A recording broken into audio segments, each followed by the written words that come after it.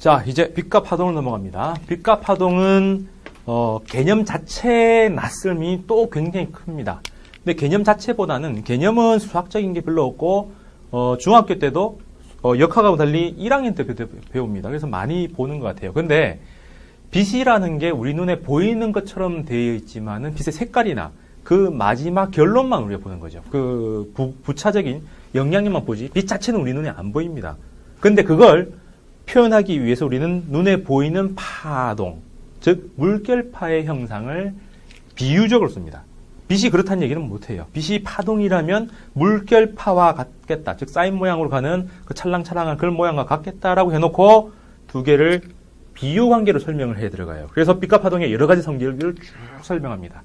자, 여기서 파라는 거는 물질이 아니에요. 역학적인 마인드를 가지고 접근하다 보면 어떤 물질이 가서 충돌 이렇게 되어 있는데 내 몸이 역학에서 설명한다면 움직인다라고 되어야 되지만 파는 내 몸은 적당히 움직이는데 뭔가 이상한 게 흘러가고 있죠. 그죠?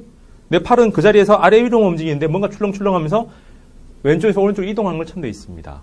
파는 정보이면서 에너지이고 그 다음에 그냥 운동 형상입니다. 물질이 아니에요. 그래서 일반 우리 세상으로 따지면 귀신과 같습니다. 유령과 같은 존재죠.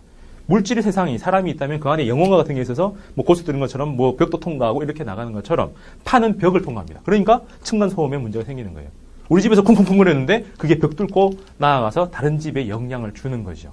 자, 어려운 이유가 두 가지입니다. 빛 파동을 직접 얘기 못하고 형상을 만들어 놓고 사인파를 만들어 놓고 그거와 비슷할 거다라고 해서 막 설명해 들어가서 마치 우리는 상상을 보고 있기 때문에 잘 알고 있다고 했기 때문에 배신 때리는 게 있어요. 난 잘 알고 있는 건데 저런 현상은 본 적이 없어. 그래서 안 와닿는다. 그는 자기 경험을 너무 확대해서 간 거고요. 두 번째는 물질이라고 계속 생각하는 거예요. 어떤 물질이라서 막 이동하고 뭐 충돌하고 합성되고 이런데 그게 아니고 정보일 뿐입니다. 그냥 귀신과 같은 거예요. 그래서 그걸 갖다가 탈피를 해야 이 흐름이 들어오는 건데 이건 굉장히 어려운 개념이고 굉장히 디테일하게 넘어와서 이해하기가 까다롭습니다. 머릿속에 이미지가 잘 안 떠올라요. 그래서 그 이미지를 딱 받아들인 순간 끝납니다. 왜냐?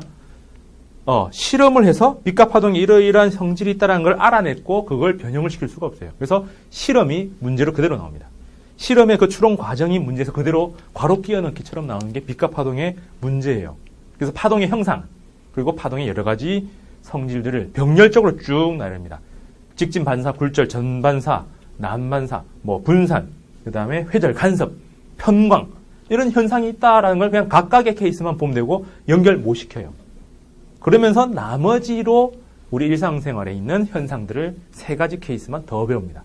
그게 빛과 파동이에요. 그래서 역학처럼 저 위에 있는 공식처럼 쫙 넘어가고 어떤 물질이 담지하고 있는 그런 게 있을 거다라고 생각하면 무조건 안 되고 이거는 그냥 케이스 바이 케이스로 한 6개, 7개 정도의 케이스로 쫙 확장시키면 되는 거죠. 그래서 조감도만 우선 보면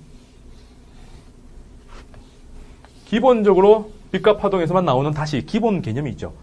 제가 설명하는 모든 챕터에 보면 단원별로 가장 기본되는 개념부터 설명합니다. 그게 역학적인 설명 체계예요. 그래서 기본 개념. 근데 기본 개념을 잘 보면 엄청 많은 것처럼 되어 있는데 그게 원운동, 주기운동, 그 다음에 단진동.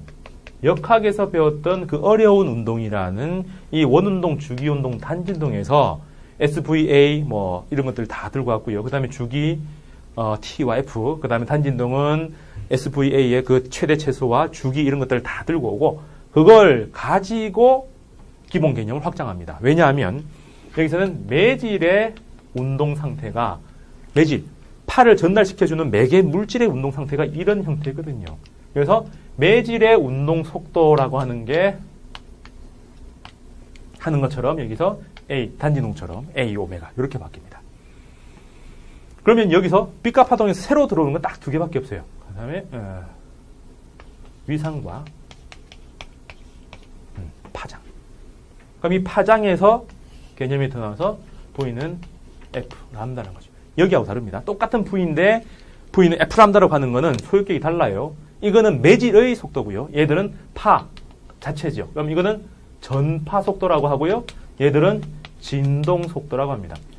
아까 팔을 제가 이렇게 했을 때 내 몸을 구성하는 팔의 분자들은 아래 위로만 움직입니다. 그런데 이때 전달되는 운동의 모양은 이렇게 전달되죠. 그래서 팔이라는 매질에 아래 위로 진동하는 그 속력이고 얘들은 그 팔에서 전달되는 정보의 혹은 전파 속도가 V는 F람다라는 겁니다. 이것만 조심하시면 돼요. 그럼 요 두 개의 개념이 나오고 그 다음에 파동의 움직임에 대해서 좀 다른 흐름이 있는데 그것들의 움직임을 이해할 수 있는 또 다른 이론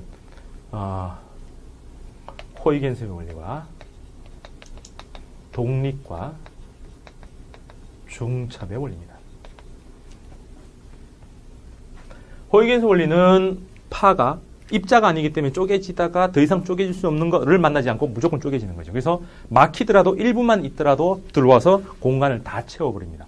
조그만 문틈위에 들어온 소리라도 방 전체에 다 울릴 수 있는 것처럼 파는 부분이 다시 파원처럼 활동할 수 있다. 뭐 그런 거에서 장애물을 건너가는 그 원리에 대한 얘기를 호이겐스, 뉴턴하고 동시대 사람의 네덜란드 사람입니다.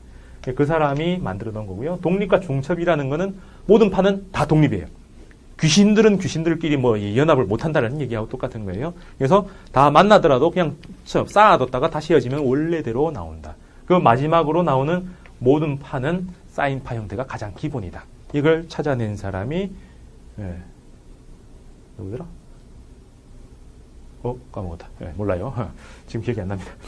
여튼 뭐 그렇게 나와서 이론 두 가지 배우고요. 근데 이건 뭐 시험에는 잘 안 나와요. 하지만 이걸 모르면 상상을 전개할 수가 없고 기본 수식을 알 수가 없기 때문에 값을 못 구합니다. 기본이고요.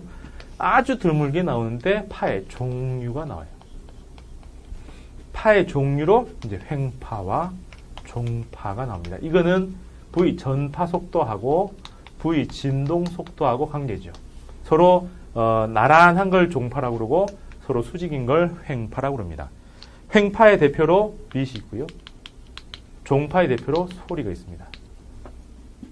그래서 뭐 이런 거 가지고 나오는데 얘들은 매질의 운동을 더 부각시키려고 문제가 나오는데 그러니까 매질은 S와 VA의 최대 최소 지점들이 있겠죠.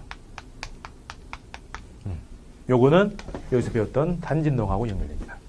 그래서 요거는 아주 간단하게 방금 얘기한 정도에서 이제 조금만 더 디테일하게 만들면 개념이 끝나고 크게 보면은 두 개의 덩어리밖에 없어요. 하나는 기본 성질.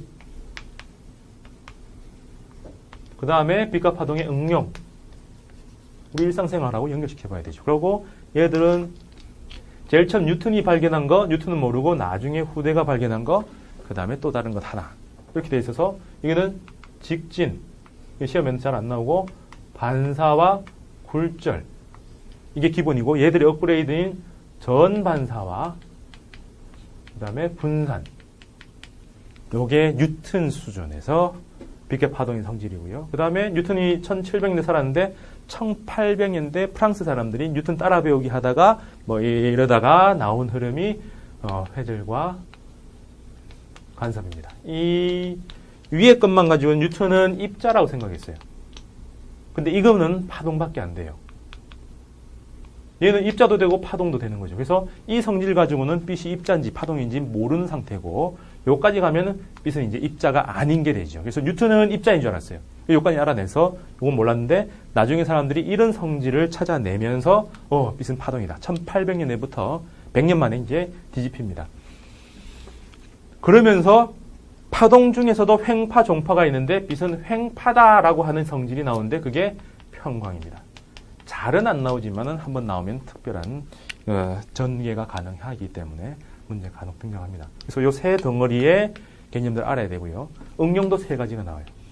반사 굴절을 응용한 게 거울, 렌즈.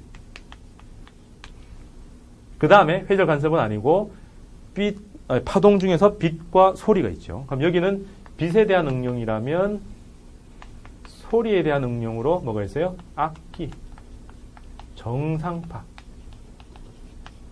그 다음에 수면파 뭐 이런 것들이 있습니다. 요거는 실험요. 빛과 파동의 실험으로 수면파 실험을 많이 합니다. 눈으로 볼 수 있으니까. 그 다음에 이 전체에서 절대적으로 안 변하는 진동수가 변하는 케이스. 뭐예요? 도플러 효과. 이거는 빛의 응용도 되고 소리의 응용도 됩니다. 그래서 총 6개의 덩어리를 각각 알아야 되는 게 이 흐름입니다. 그래서 역학만 보더라도 제가 코드는 7개 정도만 덩어리로 뭉쳐서 놓을 수 있다 해서 최소 단위 했는데 얘들은 뭉칠 수가 없어요. 그래서 이 각각을 다 역학만큼 많은 코드 전개가 필요한 거죠. 그래서 하나하나는 굉장히 작아요. 근데 다 독립이라서 공부할 양이 굉장히 많은 것처럼 보입니다. 하지만 제가 설명할 때 굉장히 빠르게 나가고요. 여기서 예제가 별로 없습니다. 그냥 설명 자체, 그 설정 자체가 문제라서 그렇게 많은 설명이 있지는 않습니다.